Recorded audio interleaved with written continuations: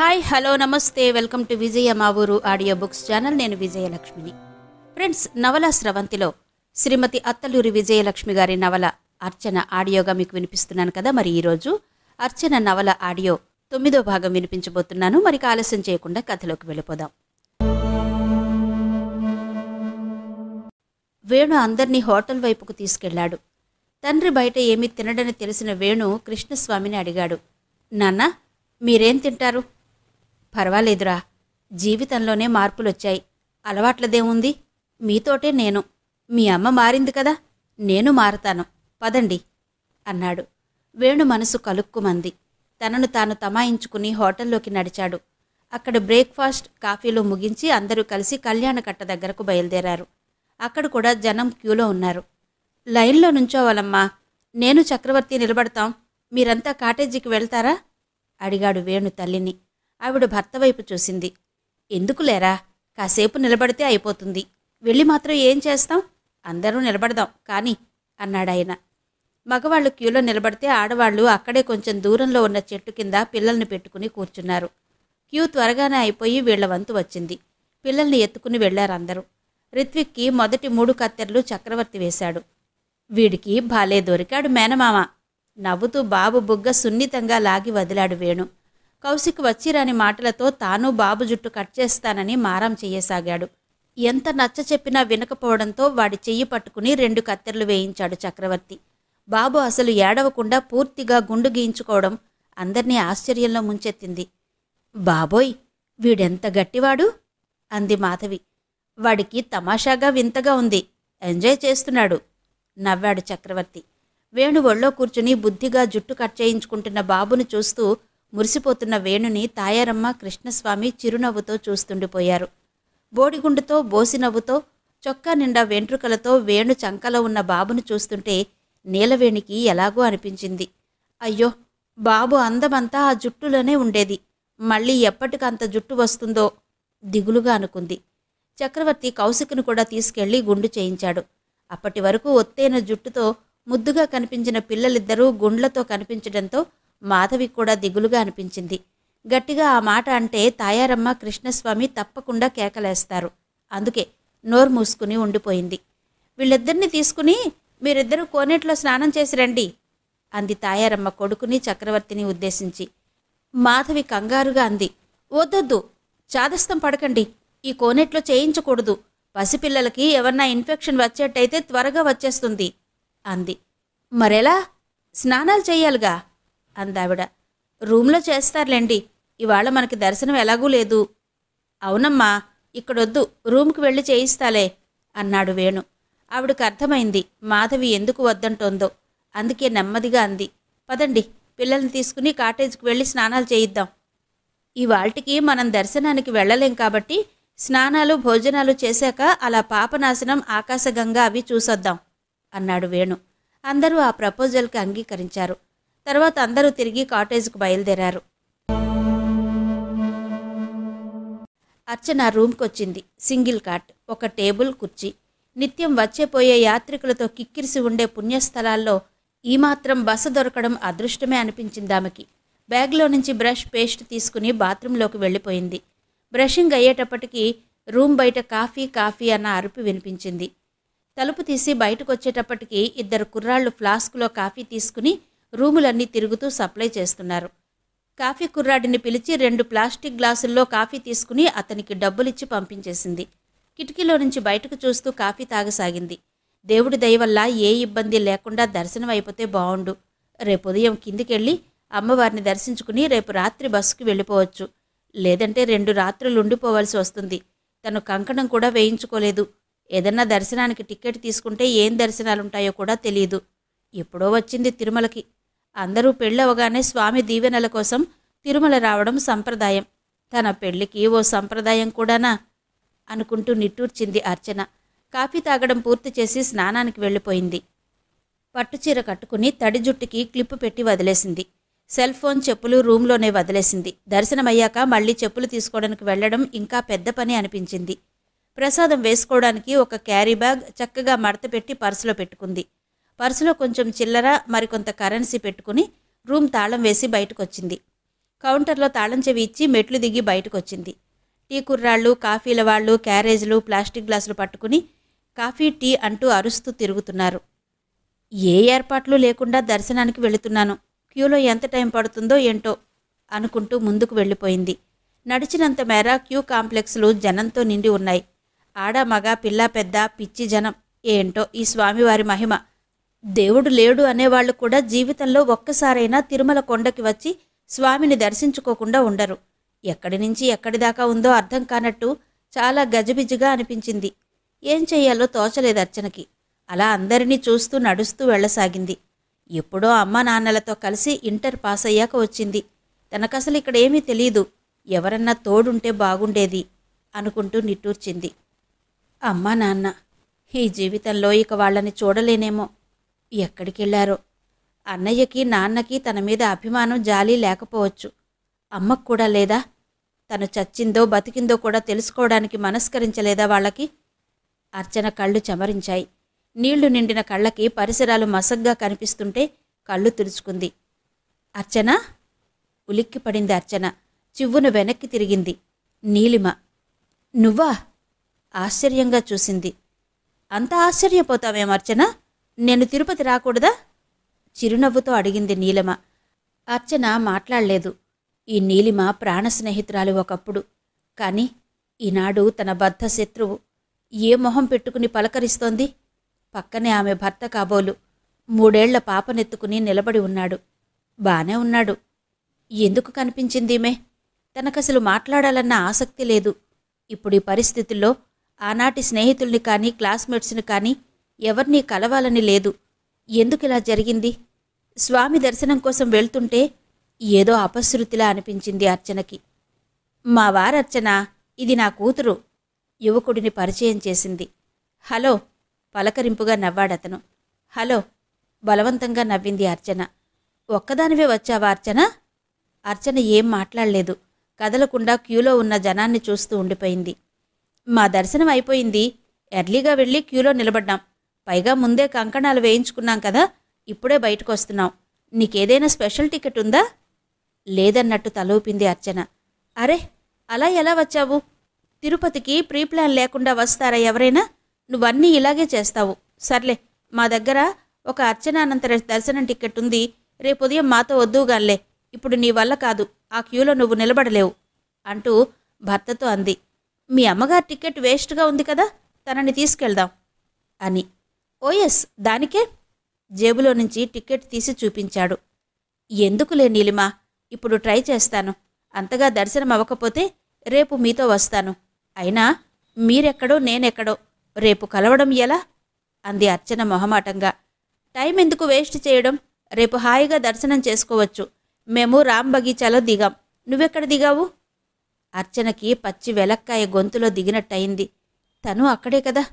దేవుడా, ఏంటి పరీక్ష? నేను అక్కడే, నీరసంగా అంది అర్చన. అరే, అలాగా? ఇంకేం ప్రాబ్లమే లేదు. రేపు వెడదాంలే. బాగా నీరసంగా అనిపిస్తున్నావు. బ్రేక్ఫాస్ట్ చేసావా? అయినా లంచ్ టైం అయింది. పద, మాతో కలిసి లంచ్ చేద్దువుగాని. వద్దొద్దు, నాకు ఆకల్లేదు. నేను ఊరికి అలా వెళ్ళి రూమ్కి వెళ్తాలే, మీరు వెళ్ళండి గాభరాగా అంది అర్చన. ఏంటి, దర్శనం తర్వాత చేద్దామనా? తిరుపతిలో అలాంటి సెంటిమెంట్స్ ఓన్లీ సుప్రభాత సేవకో, పవళింపు సేవకో, తోమాల సేవకో. ఇలా మిట్ట మధ్యాహ్నం దర్శనానికి వెళ్తూ భోజనం చేయకుండా వెళ్తే కళ్ళు తిరిగి పడిపోతావు. పద, కలిసి భోంచేద్దాం. వద్దులే నీలిమ, నేను వెళ్తాను.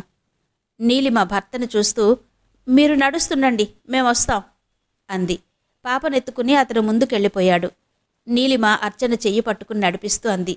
నాకు తెలుసు అర్చన, నా మీద నీకు పీకల దాకా కోపంగా ఉంది. I can understand. కానీ అర్చన, ఒక సాధారణ మధ్యతరగతి అమ్మాయికి నీకున్నంత ధైర్యం, సాహసం ఉంటాయా?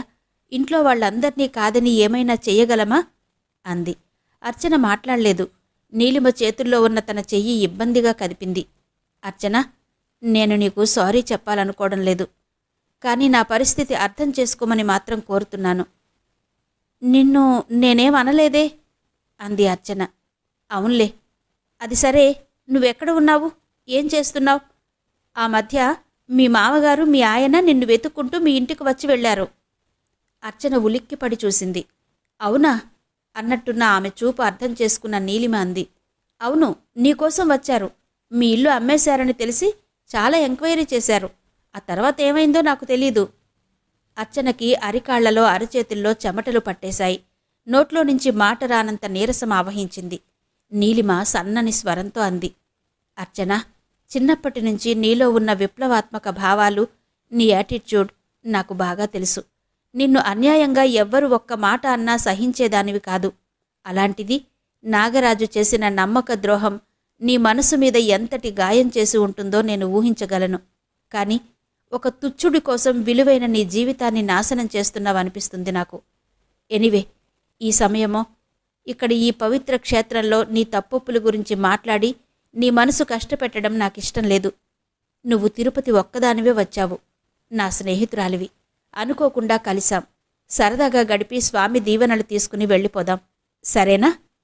నీలిమ స్వరంలోని మార్దవం అర్చన మనసులో ఉన్న కోపం మీద మెల్లగా పన్నీరు చిలకరిస్తున్నట్టయింది. నెమ్మదిగా తనెందుకు దర్శనానికి వచ్చిందో చెప్పింది. తన పోస్టింగ్ సంగతి, ఇంతకాలం తను వైజాగ్లోనే ఉన్న విషయం అన్నీ చెప్పింది. ఎంత చిత్రం! ఇంతకాలం నుంచి ఒకే ఊళ్ళో ఉంటూ మనం కలుసుకోలేకపోయామా? పోనీలే, ఇప్పుడైనా కలుసుకున్నాం. ఏదెలా ఉన్నా నీ లక్ష్యం చేరుకోబోతున్న నిన్ను మనస్ఫూర్తిగా అభినందిస్తున్నాను Archana. Wish you a grand success అంది నీలిమ. Thank you. ఆ తర్వాత ఆ దంపతులతో కలిసి లంచ్ చేసింది. నీలిమ భర్త పాపను తీసుకుని వెళ్ళిపోయాడు. కాసేపు నీలిమ, అర్చన కలిసి షాపింగ్ చేశారు. దేవుడి బొమ్మలు, గాజులు కొనుక్కున్నారు. ఇద్దరూ కలిసి రూమ్కెళ్ళిపోయారు. కాసేపు రెస్ట్ తీసుకుంటాను అర్చన, మళ్ళీ కలుద్దాం. రేపు ఉదయం 4 రెడీగా ఉండు అంటూ నీలిమ తన రూమ్కి వెళ్ళిపోయింది. అర్చన కొన్న వస్తువులన్నీ బ్యాగ్లో సర్దేసి చీర మార్చుకుని తను విశ్రాంతిగా మంచం మీద వాలింది. కాసేపటికి ఆమెకి నిద్ర పట్టింది. వేణు, కృష్ణస్వామి దంపతులు, చక్రవర్తి దంపతులు, నీలవేణి, పిల్లలు అందరూ కలిసి సుప్రభాత సేవ చూసుకుని స్వామివారి దర్శనం చేసుకుని బయటకొచ్చారు. అర్చనానంతర దర్శనం కోసం, ధర్మదర్శనం కోసం జనం క్యూల్లో ఉన్నారు.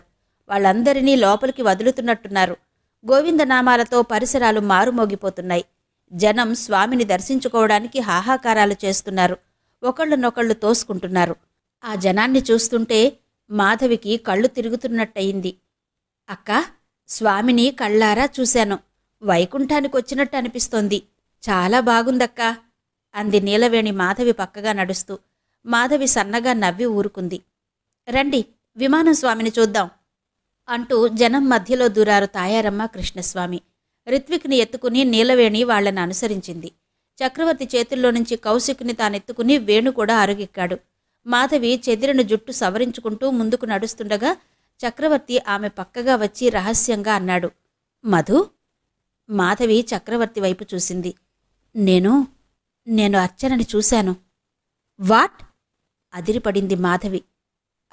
అర్చన ఎక్కడా? ఉద్వేగంగా చూపులు తిప్పింది. ఆమె కళ్ళు జనప్రవాహంలో అర్చన కోసం చంచలంగా తిరిగాయి. లోపలికి దర్శనానికి వెళ్తున్న వాళ్ళని చూశాను. ఒక అమ్మాయి నేరేడు పండు రంగు పట్టుచీర కట్టుకుంది. అచ్చు అర్చనలాగే అనిపించింది. మీరు సరిగ్గా చూశారా? మీ భ్రమేమో. ఇంత జనంలో అర్చన ఎలా కనిపించింది మీకు? ఏమో, సడన్గా నా కళ్ళు అటు తిరిగాయి. బయటకొస్తూ జనం వైపు చూస్తున్నాను. చేతులు జోడించి కళ్ళు మూసుకుని ఏదో చదువుతూ నెమ్మదిగా నడుస్తోంది. నా కళ్ళు అబద్ధం చెప్పవనే నేను అనుకుంటున్నాను.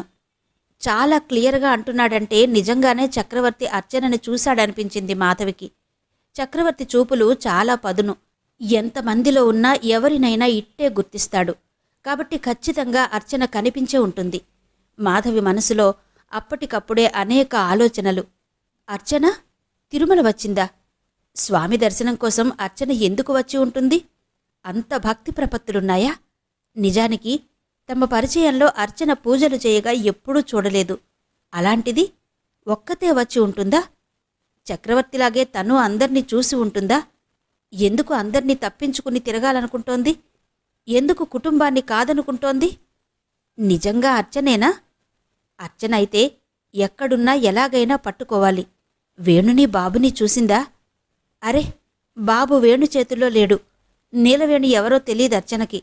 అయితే బాబును చూసి ఉండకపోవచ్చు. వేణుని మాత్రం తప్పకుండా చూసే ఉంటుంది. పద వెడదాం నువ్వట్లా నిలబడితే బావుండదు. పద పద. చక్రవర్తి హడావిడి చేయడంతో అందరినీ అనుసరించింది. నడుస్తుందే కాని ఆమెకి అర్చన గురించిన ఆలోచనలు ముప్పురిగొన్నాయి. నిజంగా అర్చనేనా? తిరుపతి ఎందుకొస్తుంది? పైగా ఒక్కతి. నో, చక్రవర్తి పొరపాటు పడుంటాడు. అర్చన నిజంగా వచ్చుంటుందా? అయితే తనెక్కడున్నట్టు? ఒక్కతే వచ్చిందా? ఎందుకొచ్చినట్టు? కేవలం దర్శనం కోసమా? లేక ఎవరినన్నా కొంపదీసి పెళ్ళి కానీ? చచ, నోరు మూసుకో. తనని తాను తిట్టుకుని ముందు నడుస్తున్న వాళ్లను కలుసుకుంది మాధవి. ప్రసాదం కౌంటర్ దగ్గర అక్కడ ఇక్కడ ఎక్కడ చూసినా కూడా అర్చన కోసమే మాధవి కళ్ళు అన్వేషించసాగాయి. మాటిమాటికి వెనకపడుతోన్న మాధవిని వెనక్కి తిరుగు చూస్తూ అంది తాయారమ్మ. అమ్మాయి, కాళ్ళుగాని లాగేస్తున్నాయా ఏంటి? నెమ్మదిగా నడుస్తున్నావు అని అడిగింది. అబ్బే, అదేం లేదండి అంటూ వడివడిగా ఆవిడ దగ్గరకు నడిచి ఆమె పక్కనే నడవసాగింది. వేణు, చక్రవర్తి ప్రసాదం తీసుకురావడానికి వెళ్లారు. పెద్దవాళ్లతో కలిసి నీలవేణి పిల్లలిద్దరినీ తీసుకుని బయట గచ్చుమీద చతకలబడింది. నువ్వు కూర్చోమ్మా, తాయారమ్మ అంది మాధవినుద్దేశించి. ఆ కూర్చుంటానండి. మాధవి అలా అంటూనే నెమ్మదిగా ముందుకు నడిచి వైకుంఠద్వారం వైపు వెళ్లాలనుకుంది. కాని లోపలికి వెళ్లిన అర్చన అక్కడ కనిపిస్తుందా అనిపించి వెనక్కి తిరిగింది. అన్యమనస్కంగానే పిల్లలిద్దరినీ ఆడిస్తున్న నీలవేణిని చూస్తూ మౌనంగా ఉండిపోయింది. వేణు, చక్రవర్తి లడ్డూల కవర్తో వచ్చారు. పదండి, రూమ్కెళ్ళి కాసేపు పడుకుందాం అన్నాడు వేణు. కూర్చున్న వాళ్ళంతా లేచారు. మాధవి అంది, నాకు ఈ వేళలో ఈ కొండ మీద తిరగడం చాలా ఇష్టం. మనం కాసేపు ఇక్కడుందామా అంది చక్రవర్తితో. ఎందుకమ్మా, ఇప్పుడు చల్లగా ఉంది కూడాను. కాసేపు పడుకుని మళ్ళీ వద్దాంలే అన్నాడు కృష్ణస్వామి. మాధవి నిస్సహాయంగా చక్రవర్తిని చూసింది. మేమిద్దరం ఒక అరగంట ఆగి వస్తాంలేండి. వేణు, బాబుని రూమ్కి తీసుకెళ్తావా అడిగాడు చక్రవర్తి. మాధవి మనసులో ఆలోచన అర్థం చేసుకున్నవాడిలా. ఓకే, ఎంజాయ్ చేయండి. పదండి నాన్న, మనం వెళదాం అన్నాడు వేణు. మాధవి కృతజ్ఞతగా చూసింది. వాళ్ళు వెళ్తుంటే మాధవి అంది, అర్చన వచ్చినా ఇదే దారిలో రావాలి కదా, ఇక్కడే ఉందాం. అలాగే, నాకేం అభ్యంతరం లేదు. కానీ తను మనతో మాట్లాడుతుందా అనే డౌట్. మాట్లాడకేం చేస్తుంది? నేను మాట్లాడిస్తాను. ఇక్కడే ఉంటాను. కలిసి తీరుతాను పంతంగా అంది మాధవి. చక్రవర్తి మౌనం వహించాడు. తను చూసింది ఖచ్చితంగా అర్చననే. ఆ జుట్టు, అందమైన ముఖవర్చస్సు, అదే పర్సనాలిటీ. ఖచ్చితంగా అర్చనే. కాఫీ తాగుదామా అడిగాడు. ముందు ఆమెని కలిశాకే స్థిరంగా అంది మాధవి. చక్రవర్తి ఇంకేం మాట్లాడలేదు. అటూ ఇటూ తిరుగుతున్న జనం వైపు చూస్తూ కూర్చున్నారిద్దరు. మాధవి నిరీక్షణ వృధా కాలేదు. దర్శనం ముగించి నీలిమ, అర్చన పాపని తీసుకుని మాధవి వాళ్ళు కూర్చున్న దగ్గరికే వచ్చారు. వాళ్లను చూడగానే మాధవి చక్రవర్తితో అంది, మీరు వెళ్ళిపోండి. మిమ్మల్ని చూస్తే ఆమె నాతో మాట్లాడకపోవచ్చు. నేను రూమ్కొచ్చేస్తాను. ఆమె అన్నది నిజమే అనిపించి చక్రవర్తి అర్చన దృష్టి తన మీద పడకముందే అక్కడి నుంచి దూరంగా వచ్చి వెనక్కి తిరిగి చూశాడు. మాధవి అర్చన భుజం మీద చెయ్యేసి ఏదో మాట్లాడుతోంది. చక్రవర్తి అమ్మయ్యా అనుకుని వెళ్ళిపోయాడు. మాధవిని చూసిన అర్చన షాక్ తగిలినట్టు నిలబడిపోయింది. బాగున్నావా అర్చన? నవ్వుతూ అడిగింది మాధవి. నువ్వు ఇక్కడ? స్వామి సన్నిధి. నేను దర్శనం కోసం వచ్చాను అంది మాధవి. కానీ అర్చన ఏం మాట్లాడలేకపోతోంది. నీలిమ ఇద్దరినీ విస్మయంగా చూస్తూ ఎవరర్చనా అని అడిగింది. మాధవే నవ్వుతూ చెప్పింది, అర్చన నా కజిన్. ఓ, నీలిమ కొంచెం అయోమయంగా అంది. చిన్నప్పటినుంచి ఒకే దగ్గర కలిసి బతికిన తామిద్దరికీ తెలియని బంధువులెవరూ లేరే, ఎవరి కజిన్ అనుకుంది. మాధవ్ అంది మళ్ళీ, రా అర్చన, నా రూమ్కి వెళదాం. ఆయన కూడా ఉన్నారు, కలుద్దురుగాని. వద్దొద్దు కంగారుగా అంది అర్చన. పోనీ నీ రూమ్కి వెళదామా? అర్చన చెయ్యి వదలకుండా అంది. ఎట్టి పరిస్థితుల్లోనూ అర్చనని వదిలే ప్రసక్తి లేదు అని నిర్ణయం చేసుకుంది మాధవి. ఏది ఏమైనా సరే ఇవాళ ఆమెతో మాట్లాడాలి. వీలైతే తీసుకెళ్ళిపోవాలి. మాధవి ఆలోచనలు తెలియని అర్చనకి మాధవి అనుకోకుండా ఎదురుపడడం ఒక విధంగా ఆనందంగా ఉన్నా ఈ పరిస్థితిని ఎలా ఎదుర్కోవాలో తెలియని సందిగ్ధంతో అస్థిమితంగా అనిపిస్తోంది. ఏంటి పరీక్ష? నీలిమ, మాధవి, కొంపదీసి ఇక్కడే వేణు కూడా కలవడు కదా. దేవుడా, ఒక దరికి చేరబోతున్న నా జీవితం మళ్లీ చిందరవందర చెయ్యకు అనుకుంది. ఏంటర్చనా ఏంటి ఆలోచిస్తున్నావు? దర్శనం బాగా అయిందా? మళ్ళీ అడిగింది మాధవి. అర్చన సమాధానం చెప్పకుండా నీలిమతో అంది. నేను రూమ్కి వెళ్తాను నీలు, మీరొచ్చేస్తారుగా? అలాగే. వాళ్ళిద్దరినీ అయోమయంగా చూస్తూ తలూపింది నీలిమ. మాధవి చెయ్యి అలాగే పట్టుకుని అర్చన ముందుకు అడుగేసి ఒక్కసారి తూలినట్టయింది. మాధవి గట్టిగా ఆమె భుజాలు పట్టుకుని నిలబెడుతూ, అనవసరంగా టెన్షన్ పడకర్చన, పద, కాసేపు నీ రూమ్కెళ్ళి మాట్లాడుకుందాం. నిన్ను నేనేం ఎత్తుకుపోను, సరేనా? అంది. అర్చన కళ్ళు మూసుకుంది. రూమ్కొచ్చాక మంచం మీద బాసింపట్టు వేసుకుని కూర్చుంది మాధవి. ఆమె ముందు అర్చన తల వంచుకుని మౌనంగా కూర్చుంది. ఆమె కళ్ళ నుంచి కన్నీళ్లు కారిపోతున్నాయి. ఇన్నాళ్లుగా అణచుకున్న ఉద్వేగం మాధవి కనిపించడంతో ఎక్కువై దుఃఖం ఎగిసిపడుతోంది.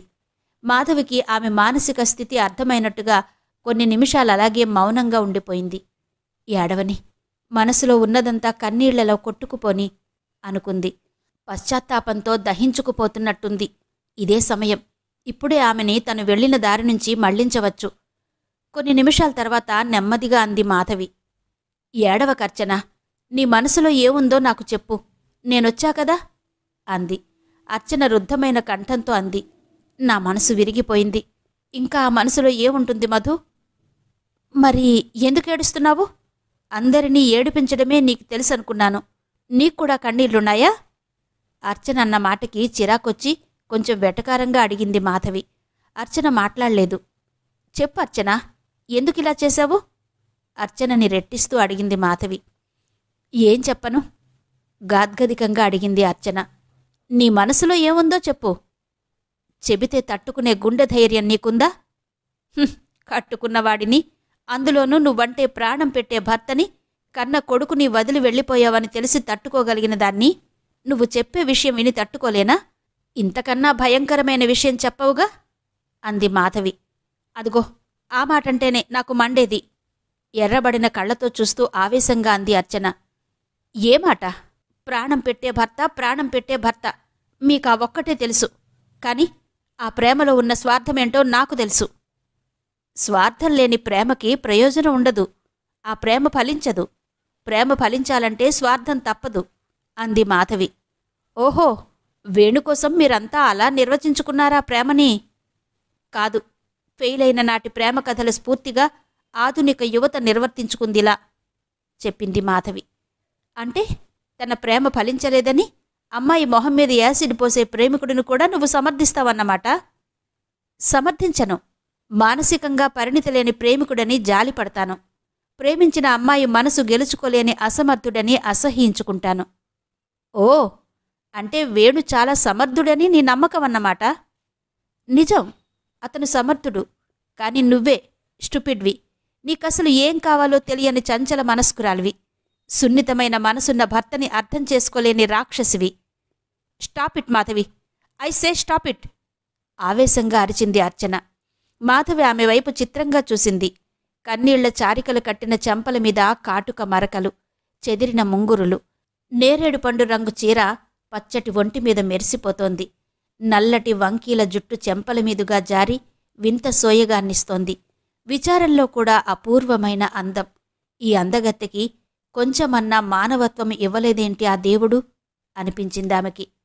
మాధవి, ఒక్క మాట అడుగుతాను చెప్పు అంది అర్చన. అడుగు. నిన్ను చక్రవర్తి జాలితో పెళ్లి చేసుకున్నాడా, ప్రేమించి పెళ్లి చేసుకున్నాడా? రెండూ కాదు. పెద్దవాళ్లు చేశారు కాబట్టి చేసుకున్నాం. పెళ్ళయ్యాక ఒకరినొకరు ప్రేమించుకుంటున్నాం, గౌరవించుకుంటున్నాం. అంటే ప్రేమతో పాటు గౌరవం కూడా పరస్పరం ఉండాలని ఒప్పుకుంటున్నావు కదూ? అందులో సందేహమే ఉంది. అయితే వేణుకి నా మీద గౌరవం లేదు, నీకా సంగతి తెలుసా? మాధవి విస్మయంగా చూసింది. నీమీద గౌరవం లేదా? ఎలా అనుకున్నావు? అందుకు నిదర్శనముందా? ఉంది, స్థిరంగా అంది అర్చన. ఉంది. అందుకే నాకిష్టం లేకుండా, నా అంగీకారం లేకుండా నా మీద అత్యాచారం చేశాడు ఉద్రేకంగా అంది అర్చన. షటప్ తీవ్రంగా అరిచింది మాధవి. మొగుడతను, నీ మెళ్ళ తాళి కట్టిన మొగుడు. అతనికి నీ మీద సర్వాధికారాలున్నాయి. మొగుడు నిరసనగా నవ్వింది అర్చన. మీ దృష్టిలో నాగరాజు నా మీద అత్యాచారం చేస్తే, లేదా 2 రోజులు నన్ను తన అధీనంలో ఉంచుకుని ఈ సమాజానికి నేను చెడిపోయాననే భ్రమ కలిగించి ఈ సమాజం నన్ను అసహ్యించుకునేలా చేసినా నా మీద జాలితో తను నన్ను పెళ్లి చేసుకోకపోతే నా బతుకు ఏమైపోతుందో అనే విచారంతో వేణు ఆదర్శంగా నన్ను వివాహం చేసుకుని నాకు జీవితం ప్రసాదించాడు. కాబట్టి వేణులాంటి ఆదర్శమూర్తిని, ఎంతో భద్రత కలిగిన కుటుంబ జీవితాన్ని వదిలేసి వచ్చి నేనింకా చెడిపోయాను, అవునా? అంది అర్చన. మాధవి సూటిగా చూస్తూ అంది. చెప్పు, నీ వెర్షన్ పూర్తి కాని, నేను మాట్లాడతాను. ఏం మాట్లాడతావు? ఆడదానికి పెళ్లి లేకపోతే బతుకులేదు, మొగుడనేవాడి నీడలో ఆడది ప్రశాంతంగా పిల్లల్ని కంటూ వాళ్ళని పెంచి పెద్ద చేస్తూ తన ఆశల్ని, కోరికల్ని, తన యవ్వనాన్ని పిల్లల కోసం త్యాగం చేస్తూ 100 ఏళ్ళు లేదా 60 ఏళ్ళు లేదా 80 ఏళ్ళు బతికి భర్త చేతుల్లో పుణ్యస్త్రీగా కన్నుమూసి జన్మ చరితార్థం చేసుకోవాలి, అవునా? అప్పుడే ఆడదాని జీవితానికి అర్థం, పరమార్థం, అంతేనా? తీవ్రంగా అంది అర్చన. పోనీ మా అభిప్రాయం అదే. నీ అభిప్రాయం, ఆడదాని జీవితం పట్ల నీ నిర్వచనం ఏంటో చెబుతావా? చెబుతాను. అమ్మా నాన్నల ప్రేమలో హాయిగా, స్వేచ్ఛగా, ఏ మాలిన్యం అంటకుండా పెరిగి తనకంటూ కొన్ని ఆశయాలు, కొన్ని లక్ష్యాలు ఏర్పరచుకుని అవి నెరవేర్చుకునే దిశగా కృషి చేస్తూ లక్ష్యాల్ని సాధించి తనకు నచ్చిన, తనను మెచ్చిన వ్యక్తిని పెళ్లాడి హాయిగా, ఆనందంగా బతకడం, చెప్పింది అర్చన. నిన్ను నీ లక్ష్యాలు సాధించవద్దని వేణు నిషేధించాడా? అడిగింది మాధవి. వేణు వేణు వేణు తప్ప నాకు మరో బతుకులేదా? అతనితో తప్ప ఇంకెవరితోనూ నేను బతకూడదా? అతన్ని తప్ప ఇంకెవరిని ప్రేమించకూడదా? ఆవేశంగా అరుస్తున్న అర్చన వైపు చిత్రంగా చూస్తూ అంది మాధవి. ఎందుకలా గొంతు చించుకుంటున్నావు? ఏం చెప్పాలనుకుంటున్నావు? మాధవి ప్రశ్నకి అర్చన ఒక్కసారిగా తన ఆవేశాన్ని నిగ్రహించుకుంటూ అంది. మధు, నాలాంటి వాళ్ళు ప్రేమించకూడదా? అంటే? నీలాంటి వాళ్ళంటే? అదే, నేనేదో చెడిపోయాననుకుని మీరంతా భావించే. మేమలా భావించామని నీతో అన్నానా? నువ్వు కాదులే, పోనీ మిగతా వాళ్ళు. విషయం చెప్పు ముందు, అడిగింది మాధవి. చెప్పే ముందు నా ప్రశ్నకి జవాబు చెప్పు. నేను ప్రేమించకూడదా? ఎవరిని? నా ఊహల్లో ఉన్న వ్యక్తిని, తరచూ నా కలలో కనిపిస్తూ నాకు శాంతి లేకుండా చేస్తున్న వ్యక్తిని, నేను జీవితంలో ఎన్నడూ చూస్తాను అనుకోని వ్యక్తిని ప్రేమించకూడదు. నీ భర్తని, నీ పిల్లలని తప్ప ఇంకెవ్వరినీ ప్రేమించకూడదు. ఎందుకని? ఒకసారి వివాహమైన స్త్రీ మనసు తెల్ల కాగితం కాదు. ఎవరి పేరు పడితే అది రాసుకునే వ్యవస్థలో మనం బతకడం లేదు. లెట్ ద వ్యవస్థ గో టు హెల్. అలా అనే హక్కు నీకు లేదు అర్చన. ఈ వ్యవస్థలో నువ్వు భాగస్థురాలివి. ఈ వ్యవస్థ గౌరవం, ఈ వ్యవస్థను నిలబెట్టే బాధ్యత నీ మీద కూడా ఉన్నాయి. వాటిని కాదని నువ్వు ఈ వ్యవస్థలో బతకలేవు. కానీ నేను ప్రేమించిన నాటికి నా మనసు ఒక తెల్ల కాగితమే. పేరు రాసుకునే అవకాశం నాకు రాలేదు. ఏం చేయను? అంది అర్చన. అబ్బా, ఏంటో వివరంగా చెప్పు తల్లి, చంపకు, విసుగ్గా అంది మాధవి. అర్చన కొన్ని క్షణాల్లో తన మనసులో అజ్ఞాతంగా పూజలందుకుంటున్న వ్యక్తి గురించి చెప్పింది. తరువాత నెమ్మదిగా అయినా స్థిరంగా అంది. మాధవి, నాకు తెలియదు. నేను చేసేది మంచో చెడో, అసలు ఏది మంచో ఏది చెడో కూడా నాకు తెలియదు. తోచింది ఆచరించడం, నమ్మింది అనుసరించడం నా తత్వం. నేను వేణుని ఎన్నడూ ప్రేమించలేదు. ఎన్నడూ నా భర్త స్థానంలో అతడిని ఊహించలేదు. ఊహించని వ్యక్తిని ఎట్టి పరిస్థితుల్లో కూడా భర్తగా అంగీకరించే మనసు నాకు లేదు. అయినా నా నిస్సహాయతని, నా తల్లిదండ్రుల వేదనని తనకి అవకాశంగా తీసుకుని నన్ను స్వంతం చేసుకుందామనుకున్నాడు. తన స్వార్థానికి త్యాగమని పేరు పెట్టుకుని నన్ను తన భార్యగా అతను శాశ్వతంగా బంధించాడు. అతను నన్ను శారీరకంగా బంధించగలిగాడు, కానీ మానసికంగా నేనెంతో స్వేచ్ఛగా ఉన్నాను. నా మనసులో వేణుకి స్థానం లేదు. నేను అతడినే ప్రేమించాను. ఆ కళ నన్ను వెంటాడుతున్న రోజుల్లో అదొక పీడకల అనుకున్నాను. తలుచుకోవడానికి భయం వేస్తుండేది. కాని ఎప్పుడైతే అతను నా కళ్ల ముందు ప్రత్యక్షమై తన చూపుల గాలంతో నన్ను తన వశం చేసుకున్నాడో అదొక మధుర స్వప్నంగా మరీ మరీ ఆ కల నాకు రావాలని కోరుకునేదాన్ని. కాని మా ఇద్దరి మధ్య మమ్మల్ని వేరు చేస్తూ ఎగిరి వచ్చిన ఓ భయంకరమైన పక్షి వేణు అని, విరిగిపడిన నా మొండెం పగిలిపోబోతున్న నా కలలని నేనెన్నడూ అనుకోలేదు. మధు, ఇప్పుడు చెప్పు, నా ప్రమేయం లేకుండా నేను పొందిన పరాభవాలకు నేను శాశ్వతంగా ప్రేమించే అర్హతని కోల్పోయానా? 2 చేతుల్లో మొహం దాచుకుని హిస్టీరిగ్గా ఏడుస్తున్న అర్చన వైపు విచలితంగా చూసింది మాధవి. విస్మయంగా చూసింది. మాట్లాడకూడని మాటలు మాట్లాడుతున్నా, చెయ్యకూడని పనులు చేస్తున్న ఒక అరాచక శక్తిని చూస్తున్నట్టు చూసింది. ఆ చూపులో అర్చన చూపు కలిసి ఉంటే అక్కడికక్కడే పొడుచుకుని ప్రాణం విడిచేది. కాని కన్నీళ్లతో నిండిన ఆ కళ్ళకి ఏమీ కనిపించడం లేదు. ఒకే ఒక్కటి, అది తన ప్రేమ.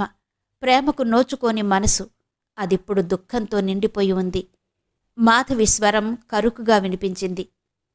అందుక్కాదు అర్చన, నువ్వు ప్రేమించే అర్హత కోల్పోయింది. వేణులాంటి భర్తని పొందినందుకు నీకసలు జీవితంలో మరొకరిని కన్నెత్తి చూసే అర్హత లేదు. ప్రేమించే అధికారం అసలే లేదు. ఏ పరిస్థితుల్లో నిన్ను వేణు పెళ్లి చేసుకున్నాడో కొంచెం వివేకంతో ఆలోచిస్తూ అతనికి జీవితాంతం కృతజ్ఞతగా పడి ఉండాల్సిన దానివి. నువ్వనుకున్నట్టు అతను నీ మీద జాలితో నిన్ను పెళ్లి చేసుకుని ఉండొచ్చు.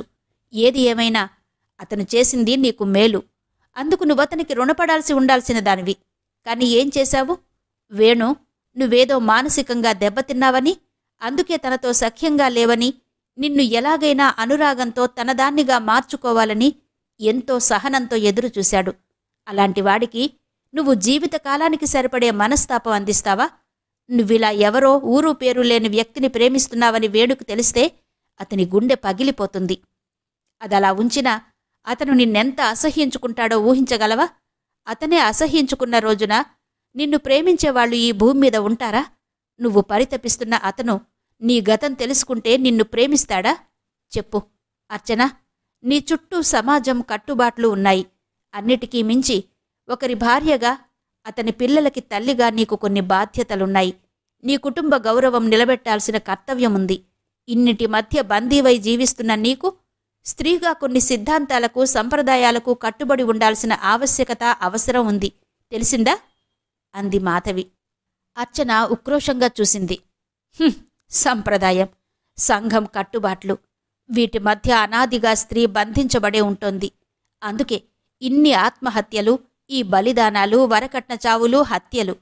వీటి నుండి స్త్రీకి విముక్తి లేదా? ఉండకూడదా? నీలాంటి సంప్రదాయవాదులంతా స్త్రీలను ఇలాంటి దిక్కుమాలిన నినాదాలతో బంధిస్తున్నారు. సంకెళ్ళు వేసి ఎక్కడికి పోనీకుండా సంసారమనే సంప్రదాయపు చెరసాలల్లో మానసికంగా ఉరితీస్తున్నారు. ఈ సంకెళ్ళు శారీరకంగా మనిషిని కట్టేయగలవు, కాని మనసుని కట్టేయగలవా? ఈ కట్టుబాట్లను దాటి వెళ్ళిపోవాలని, నేను కోరుకున్న జీవితం వైపు హాయిగా ఎగరాలని నా మనసు తహతహలాడుతోంది. జరిగిన సంఘటనలను ఎదుర్కొని, పోరాడి, న్యాయం పొంది, నేను ఆశించినట్టుగా బాగా చదువుకుని, ఉన్నత స్థానంలో ఉండి, నాకు నచ్చిన వ్యక్తిని పెళ్లి చేసుకుని సంతోషంగా, సుఖంగా బతికే అవకాశం నాకెందుకు దూరం కావాలి? ఏమి జరక్కపోయినా ఏదో జరిగిందని, తద్వారా నేనిక ఆనందకరమైన జీవితానికి పనికిరానని, నా పెద్దలు ఈ సంఘం నిర్దేశించిన మార్గంలో నాకిష్టం లేకుండా నడిచి వెళ్ళిపోయి, ఈ వ్యక్తి లేకపోతే నా బతుకేమయ్యేదో అనే అభద్రతా భావంతో ఆత్మవంచన చేసుకుంటూ బతకాల్సిన అవసరమేంటి? అంది అర్చన. ఆత్మవంచన. మాధవి అదోరకంగా నవ్వింది. భారతదేశంలో 180 మంది స్త్రీలు ఈ ఆత్మవంచనతోటే బతుకుతున్నారు. ప్రతివాళ్లూ నీలాగే ఆలోచిస్తే ఈ వివాహ వ్యవస్థ ఇంత పటిష్టంగా ఉండేదా? భారతదేశ ఔన్నత్యాన్ని నిలబెట్టేది ఈ వివాహ వ్యవస్థే. ఈ ఔన్నత్యాన్ని కాపాడడం స్త్రీలగా మన కర్తవ్యం, చెప్పింది మాధవి. దేశ ఔన్నత్యాన్ని నిలబెట్టడానికి నా ఆత్మాభిమానాన్ని, నా ఆశలను, నా కలలను నేను పణంగా పెట్టాలా? ఈ దేశ ప్రతిష్టను కాపాడడానికి స్త్రీలంతా తమ పవిత్రతని, పాతివ్రత్యాన్ని పణంగా పెట్టి ఆత్మను చంపుకుని ఒద్దికగా అందరికీ తలవంచి బతకాలి, అవునా? సారీ మిసెస్ మాధవి, నాకంత సహనం, సమతాభావం లేవు, దేశభక్తి లేదు. నాకిష్టం లేని వ్యక్తికి ఈ శరీరాన్ని అప్పగించి కళ్ళు మూసుకు పడుకునే శక్తి నాకు లేదు. లేకున్నా నాకీ జీవితం వద్దు. నాకు ప్రేమించే అర్హత లేకున్నా, నేను ప్రేమించే పురుషుడు నాకు దక్కకున్నా పర్వాలేదు.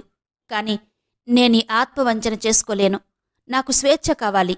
నాకు ఈ మానసిక వేదన నుంచి, ఈ నరకయాతన నుంచి విముక్తి కావాలి. అవును, విముక్తి కావాలి. అందుకే నేను వెళ్ళిపోయాను. చాలా సంతోషం అర్చన. నీ సుఖం, నీ సంతోషం, నీ స్వేచ్ఛ నువ్వు చూసుకుని వెళ్ళిపోయావు. మరి నీ పేగు తెంచుకుని పుట్టినవాడి సంగతేంటి? రేపు వాడు ఇలాగే అడుగుతాడు. నాకు ఈ సమాజంలో గౌరవం కావాలి, ఒక స్థానం కావాలి, ప్రశ్నలే లేని జీవితం కావాలి అని. మరి నీ తల్లేది అనే పెద్ద ప్రశ్నకి వాడిని ఏం సమాధానం చెప్పమంటావు? సూటిగా చూస్తూ అడిగింది మాధవి. అర్చన మాట్లాడలేదు. ఈ ప్రశ్నకి ఆమె దగ్గర ఇన్స్టెంట్గా సమాధానం లేదు. కాని అంతరాంతరాల్లో ఖచ్చితమైన సమాధానం కోసం ఆమె నమ్మిన సిద్ధాంతం అన్వేషిస్తోంది. ఆ అన్వేషణ ఫలించేలోపే మాధవి అంది, నువ్వే కాదు, ఈ ప్రశ్నకి స్త్రీ స్వేచ్ఛ కోసం గొంతు చించుకుని అరిచిన ఆ చలన్ కూడా సమాధానం చెప్పలేదు, చెప్పలేడు కూడా. ఆయన తల్లి ఆయనని అలా వదిలేసి ఉంటే ఆయన నుంచి స్త్రీ స్వేచ్ఛాగానం వినిపించేది కాదు. ఏదైనా అనుభవంలోకి వస్తేనే తెలుస్తుంది అర్చన. నీ సిద్ధాంతాలు, నీ ఆశయాలు అర్ధరహితమని, అందువలన నువ్వు కీర్తిని, డబ్బుని సంపాదించుకోగలవు. కానీ ప్రేమానురాగాలతో ముడిపడిన కుటుంబ జీవితాన్ని మాత్రం సంపాదించుకోలేవని నేను బల్లగుద్ది చెప్పగలను. అదే ఆ కుటుంబ జీవితమంటూ కుటుంబం చుట్టూ గిరిగీసి బతకమనే కదా స్త్రీలను నిర్బంధించారింతకాలం ఈ సంప్రదాయవాదులు. అయినా మధు, పట్టుమని 25 ఏళ్లు లేని నీలో సంప్రదాయాల పట్ల ఇంత గౌరవం, నమ్మకం ఎలా వచ్చాయి? అంది అర్చన. మాధవి నవ్వింది. ఆ నవ్వులో అర్చనకి చాలా అర్థాలు కనిపించాయి. చాలా వెటకారము ధ్వనించింది. ఆ నవ్వుకి అర్థమేంటి అని అడగడానికి కొంచెం జంకు కలిగింది. మాధవి అదే నవ్వుతో అంది, నువ్వు ఈ భావాలతో ఈ జీవితాన్ని గెలవగలననుకుంటున్నావా? గెలుస్తానో లేదో చెప్పలేను, కాని ఓడిపోను. ఎందుకంటే నేనెక్కిన మొదటి మెట్టు నన్ను విజయం వైపు నడిపిస్తుందో లేదో తెలీదు. కాకపోతే ఓటమిని మాత్రం దగ్గరకు రానివ్వను. అందుకోసం ఎంతైనా పోరాడతాను. Okay, good luck. మాధవి లేచింది. అర్చన మాధవి చెయ్యి పట్టుకుని ఆపుతూ అంది, మాధవి, నేను కలిసినట్టు దయచేసి ఎవరికీ చెప్పనని మాటివ్వు, ప్లీజ్. మాధవి ఒక్కసారి అర్చన వైపు సూటిగా చూసింది. చెప్పినందువలన ఏదైనా ప్రయోజనం ఉంటుందంటావా? అర్చన మాట్లాడలేదు. కాబట్టి చెప్పను, సరేనా? బాయ్. అర్చన చేయి విడిపించుకోబోతుంటే ఆమె చేయి వణకడం స్పష్టంగా కనిపించింది. ఆశ్చర్యంగా అర్చన మొహంలోకి చూసింది మాధవి. 2 కళ్ళు నీటితో నిండాయి. వణుకుతున్న పెదాలతో అంది, ఎప్పుడన్నా నన్ను చూడ్డానికి వస్తావా? దేనికి? కనీసం ఒక్కళ్ళన్నా ఆత్మీయులున్నారన్న తృప్తి నాకు మిగల్చడానికి అంది అర్చన. అదేంటి బొత్తిగా సెంటిమెంటల్గా మాట్లాడుతున్నావు? నీలాంటి బోల్డ్ డైనమిక్ లేడీకి సెంటిమెంట్స్తో పనుందా? సెంటిమెంట్స్ అనుబంధాలను, బంధాలను పెంచేవి. నాకు స్నేహం కావాలి మాధవి. ఆ స్నేహం నీ నుంచి ఆశిస్తున్నాను అంది అర్చన. మాధవి ఇంకేదో అనబోయి ఆగిపోయింది. ఇప్పటికే చాలా కఠినంగా మాట్లాడింది. ఇక ఆమెని బాధ పెట్టడం వలన లాభమేంటి అనిపించింది ఆమెకి. తల పంకించి గుమ్మం వైపు నడిచింది. మధు, అర్చన గట్టిగా మాధవిని వాటేసుకుంది. అర్చన, నీకు తెలియని మనసు నీలో ఒకటుంది. అదేంటో అన్వేషించి దానికేం కావాలో ఆలోచించి నాకు చెప్పు. బహుశా అప్పుడు ఈ కన్నీళ్లకి చోటుండకపోవచ్చు నీ జీవితంలో అంటూనే అర్చనని వదిలించుకుని వచ్చే కన్నీళ్లు ఆపుకుంటూ గబగబా బయటికి నడిచింది మాధవి. ఇంతవరకు శ్రీమతి అత్తలూరి విజయలక్ష్మి గారి అర్చన నవల ఆడియో 9వ భాగం విన్నారు కదా. మిగిలిన కథ తరువాతి భాగాల్లో వినిపిస్తాను. అంతవరకు సెలవు. నమస్తే.